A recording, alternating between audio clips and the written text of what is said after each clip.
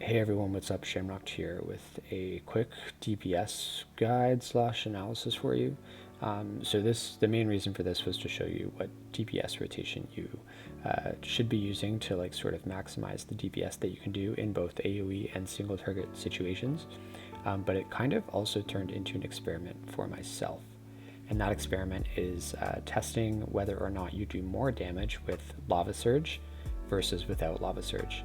And Lava Surge is the talent that makes Lava Burst an instant cast, and it basically just procs based off of some Flame Shock ticks, and you kind of have to get lucky for it. But it's pretty cool. It's basically like a summary of what this video ended up being in terms of like the Lava Surge versus no Lava Surge. For AOE targets, it netted about 1 to 2k more DPS the way I was doing the rotation. But that being said, it was a lot more difficult to, the rotation itself was a lot more difficult to maintain. And I feel like in an actual Mythic Plus or raid situation where you have multiple targets, you're going to be focusing on healing or moving or other mechanics. So it may be harder to keep that actually do that rotation properly and maximize it. So the non-Lava Surge AoE rotation is a lot easier to do because it's basically just spamming Chain Lightning with, every so often you throw in a Lava Burst and an Acid Rain. But other than that, it's just spamming Chain Lightning, so it's a lot easier to just do more damage when you factor in the fact that you may be moving or doing other mechanics or focusing on healing or anything like that. So for AoE, my verdict would be to not you don't have to take Lava Surge. So if you're looking for other talents, don't be afraid to lose that. That being said, on a single target, Lava Surge did net about 5 to 6k more DPS, and that rotation is not that much harder. So if you don't need the talent elsewhere, then having Lava Surge is beneficial. I would say, on fortified weeks where bosses are really hard and you want them to end as soon as possible, if you can spare a talent into Lava Surge, it will actually make your rotation better for that sort of thing. But anyways, yeah, with that being said, let's get started for the different scenarios. I have AoE with no Surge, then AoE with Surge, then I have single target no Surge, single target with Surge, and that's all without any trinkets or ratios or lust or any other extraneous buffs or even the DPS rings. This is strictly just our rotation, plain and simple. At the very end, I have one small clip of what we can do in an AoE situation with trinkets and racial and lust and all that, just to show you that we can really pump some high numbers. But yeah, without further ado, let's get started.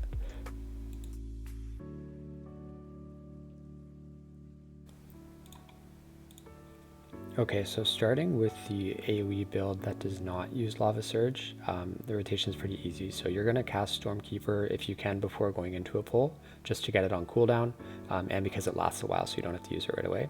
Then going in to start your pull, you're going to do a Lava Burst to buff your Acid Rain. Then you're going to cast your Stormkeeper Chain Lightnings and then just go into spamming Chain Lightning. You're also going to put your Cloudburst Totem down as soon as you cast your Acid Rain to get the crit buff that you get from your tier set. Other than that, the only reason you wouldn't be casting Chain Lightning is to cast Lava Burst to buff Acid Rain. So your rotation is basically Lava Burst for Master of the Elements, Acid Rain, and then Chain Lightning until you need to cast Acid Rain again, in which case you restart the rotation. The only reason you would deviate from this rotation is to put Cloudburst Totem down, which you should be doing on cooldown, as well as to cast Stormkeeper whenever it's up, and then you go ahead with those Chain Lightnings there. In this build, in this rotation, you do not use Lava Burst to buff the Stormkeeper Chain Lightnings. You basically don't use Lava Burst to buff any Chain Lightning. The only time you ever use Lava Burst is to buff Acid Rain. So as you can see, this rotation, very, very simple. It's very easy to do. And you can imagine, when you're actually in a Mythic Plus dungeon and there's mechanics happening and you have to move around and all this stuff, just having to spam Chain Lightning is a lot. It's very easy to do. It doesn't require a lot of extra attention to detail or a lot of extra thinking on what you need to be casting. So I actually did this for about 3 minutes. I will probably speed up the clip a bit just so we get to the end faster. But it basically netted out about 76, 77k DPS on average. And that was once again pretty consistently. So I did mention at the beginning, this is not using any trinkets or racials or lust or anything like that. So this would be your very standard, cookie cutter rotation that you would use on the majority of pulls. And this is what you would use on anything with 2 targets or more. Because Acid Rain only affects, I believe, 6 targets, anything less than that, you are going to be doing less DPS than the 76k you see here. Also, depending on your stat weights, you're probably going to be fluctuating a little bit there as well, and on your gear. But yeah, this is, once again, if you go in here and practice this on the target dummies, you should probably net a similar number to what I'm doing. All right, once again, ability tracker on the top left, so you can sort of actually watch the full rotation, but really, really, really simple. Okay, now moving on to the AOE rotation with Lava Surge. So once again, you're going to cast Stormkeeper to begin the fight. Then you're going to, this is where it varies a little bit, you're going to go Lava Burst into Acid Rain, into Cloud Burst, into Flame Shock, and then you're going to start spamming Chain Lightning until you get Flame Shock up again. So basically you're going to cast Flame Shock whenever it's up on a new target that does not have Flame Shock yet, or on a target where Flame Shock's about to expire. The goal is to get as many Flame Shocks out as you can so that you proc the Lava Surge as much as possible. Whenever you proc Lava Surge, you're going to cast that Lava Burst, and then your next move is either going to be Chain Lightning if Acid Rain is still on cooldown. If Acid Rain is not on cooldown, then that is going to be your next cast. The only time you're ever going to cast Lava Burst before a Chain Lightning is if it's buffed with Lava Surge, but you will always cast it whether you have the Lava Surge proc or not to buff your Acid Rain. So really the main difference in this build, or in this rotation compared to the last rotation, is weaving in those Flame Shocks whenever they're off cooldown, as well as just casting your instant Lava Burst whenever you can. Otherwise, it's basically the same. You're casting Chain Lightning whenever you can, Cloud Burst whenever you can to get that crit buff, and then Acid Rain as well whenever you can, and always make sure Acid Rain is buffed with a Lava Burst whether you have the Lava Surge proc or not.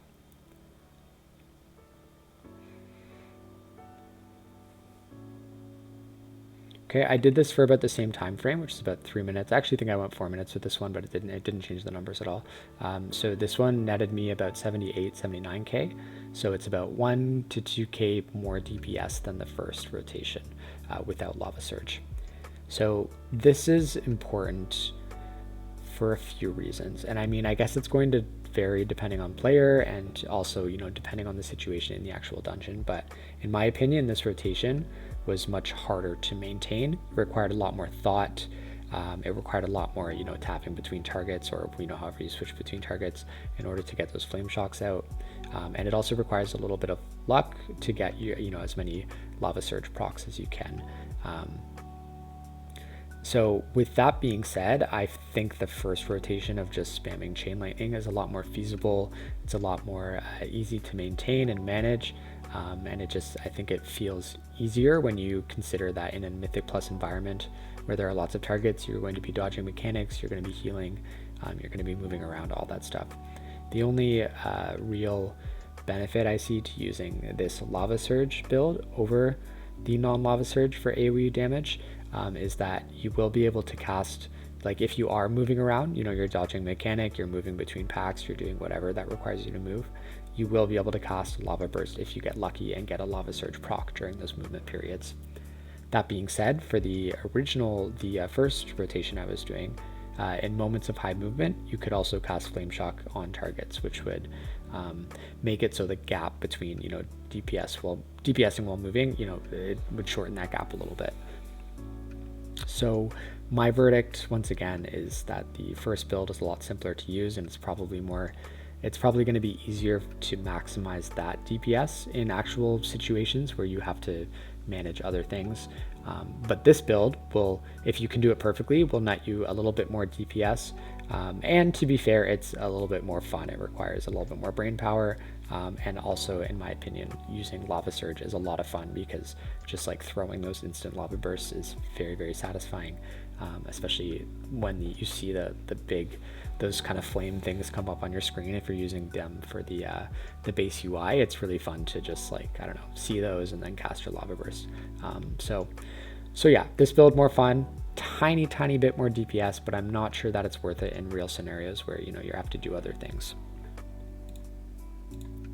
Okay, this next clip is single target rotation. This is with no lava surge. So once again, going into this, you're going to precast Stormkeeper, then you're going to get a lava burst, acid rain down, and then you're going to cast lava burst on cooldown and a lightning bolt whenever lava burst is on cooldown. Acid rain whenever you need to cast it down. If you can get in a lava burst before you put down acid rain, that's great. If not, don't wait for it. Just get acid rain down, and your next master of the elements will just buff a lightning bolt instead, which is, there's not really a huge difference between that and the healing rain on just one target. In fact, the only reason I really decided to put acid rain down on single target is because you're going to want to use the passive healing on the tank as well as the deluge buff talent that anybody who's standing in it will get. Just because it does very similar damage to a single lightning bolt anyways. So but other than that, just flame shock. Make sure you keep flame shock up. A cool tip about flame shock that most people know, but some new shamans might not, it actually if you clip the dot towards the end of it, it's going to take the remaining time of the first dot and add it to the second one. So flame shock, I believe, is normally about 18 seconds.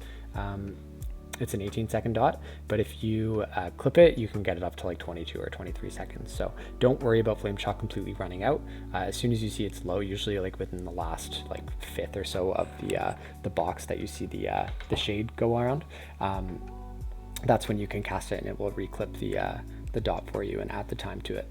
But yeah, sorry. Anyways, you keep flame shock up on the target, lava burst on cooldown, get acid rain on cooldown, and then other than that, you're just going to cast lightning bolt. So this is a really simple rotation. It nets about 30k DPS after doing it for about 3 minutes or so, which is not bad at all. It's great. And obviously if you're doing single target, it's more likely going to be a boss, and there may be some mechanics, so you're going to have to heal in between the DPSing and move and do some stuff. So you may not quite hit 30k. I find myself usually around like 20 to 25k on most bosses. However, there are some bosses where you kind of just get to stand there and turret, such as like the first boss in Court of Stars or last boss in Azure Vaults. So there are some examples of that. Once again, ability tracker top left, so you can see the rotation, but this one really simple. There's not much to it. So I'm going to show one more clip, which is the single target rotation when you do have Lava Surge talented, and I believe there's about a 5k difference. So once again, this is about 30 to 31k sustained DPS. Okay, and finally we have our single target with Lava Surge. So same thing, you're going to start off with Stormkeeper, get that on cooldown, cost your lava burst and your acid rain, get your cloudburst totem down for that crit buff, and then you're just going to cast lava burst on cooldown and lightning bolt whenever you can't cast lava burst.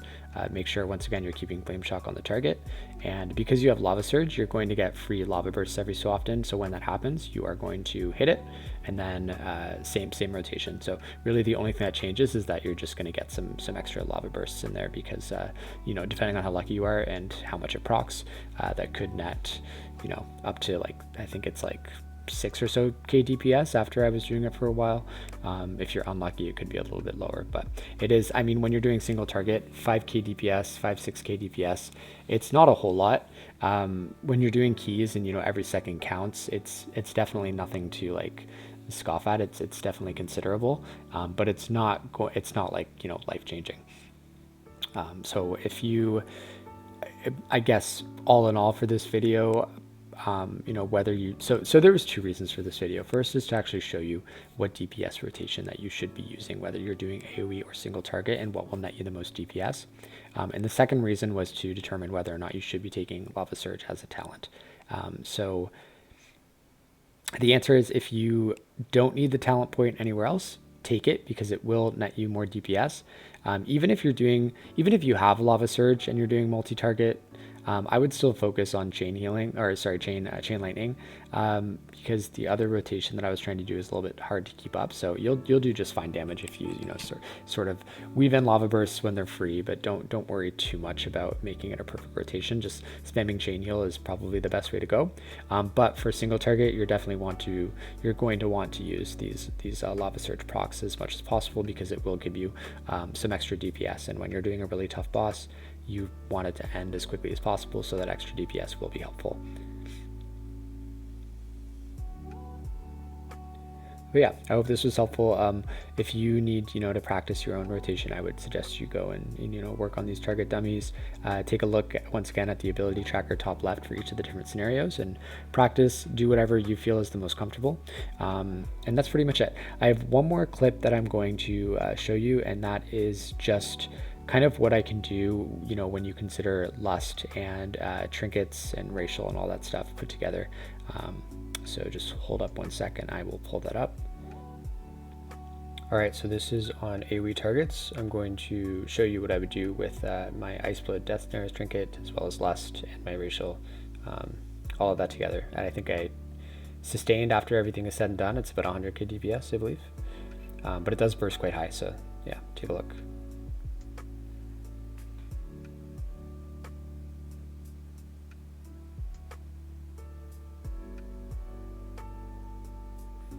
And you'll see this is not using Lava Surge, so this is just my standard, Chain Lightning spam rotation.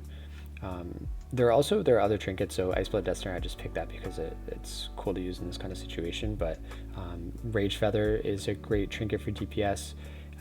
The Whetstone from Court of Stars is a really good trinket. Eye of Scovald from Halls of Valor, another good trinket. Yeah, I think those are probably the top ones for DPS. Also, you have the Broodkeeper's trinket, which gives you just a straight burst increase, so that's also just generally good for passive DPS. And the Void Gem as well, the Shadowmender's Void Gem from Shadowmoon Burial Grounds is also great because it is just a straight crit buff, so it will help your DPS as well. But